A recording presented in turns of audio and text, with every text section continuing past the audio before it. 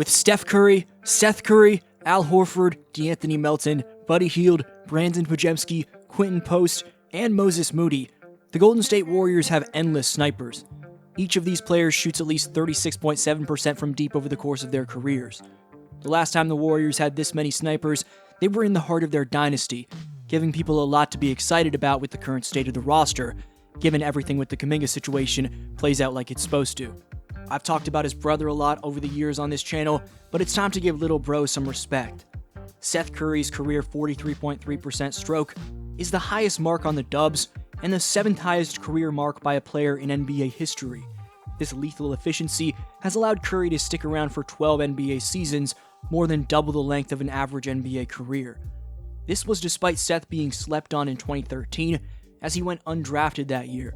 Early in 2014, Curry would make his NBA debut and get waived by the Grizzlies on the same day, showing you just how much up and down adversity Seth faced to even mark a place in the association early in his pro career.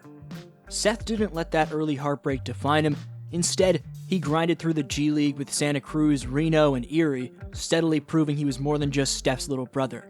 His scoring outbursts and elite shooting percentages there forced NBA teams to keep calling, and each short stint added to his experience, from Cleveland to Phoenix to Sacramento, before he finally stuck with a rotation spot in Dallas.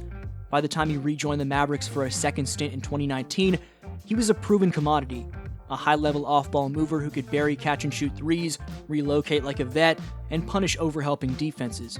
He went on to become a playoff contributor for Portland and Philadelphia, where his spacing around stars like Damian Lillard and Joel Embiid highlighted how valuable his skill set was in the postseason. Along the way, Curry refined other areas of his game, developing a better handle in tight confines, improving his mid-range pull-up, and learning how to survive defensively against bigger guards by using positioning and anticipation. That growth transformed him from a specialist into a trusted rotation piece across multiple systems. By 2024-25, he had logged over 500 career games and cemented himself as one of the most reliable shooters of this generation. That journey, from undrafted journeyman to 12-year veteran, isn't just rare, it's a testament to persistence, adaptability, and mastery of one's craft. For Golden State, adding a player with that resume means more than just another shooter. It's adding someone who's lived through adversity, built himself into a weapon every contender wants, and understands how to thrive in high-stakes situations. Seth Curry was one hell of a pickup. The Warriors' hero from Game 7 of their 2025 first-round series against the Houston Rockets, Buddy Hield, owns the career third highest three-point percentage by a player on the Warriors at 39.7%. Buddy scored 33 points on 9 for 11 shooting from three-point range and 12 for 15 overall from the field, and he also contributed defensively, blocking 2 shots and snatching a steal in Game 7 against Houston. Throughout his career, Hield's 2,127 threes made are the 16th most made triples in NBA history, barely trailing Paul Pierce.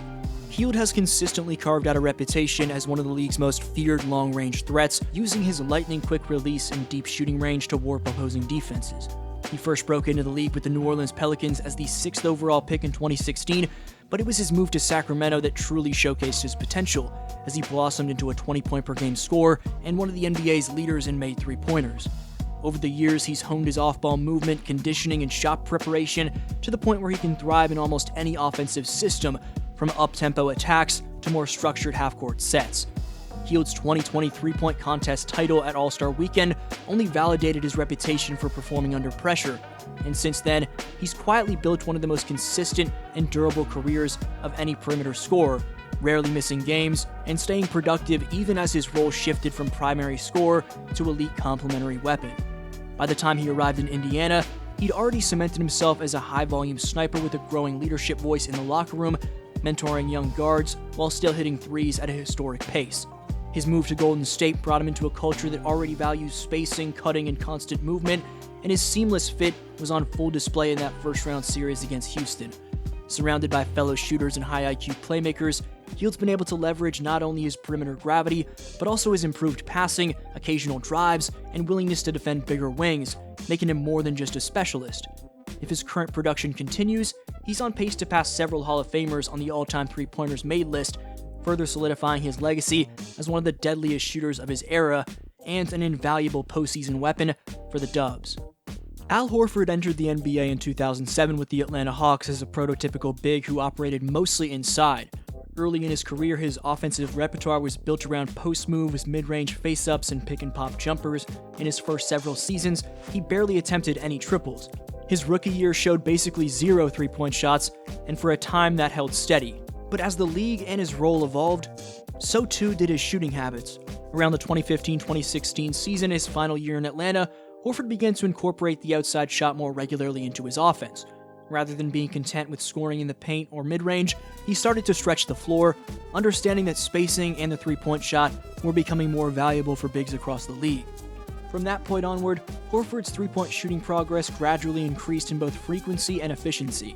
He didn't become an elite volume shooter overnight, but over a number of seasons, his three-point attempts rose and his ability to convert those attempts improved. In 8 of his last 9 full seasons, he surpassed 200 three-point attempts in a season. Leading up to and through his years in Boston, he consistently posted three-point percentage in the high 30s.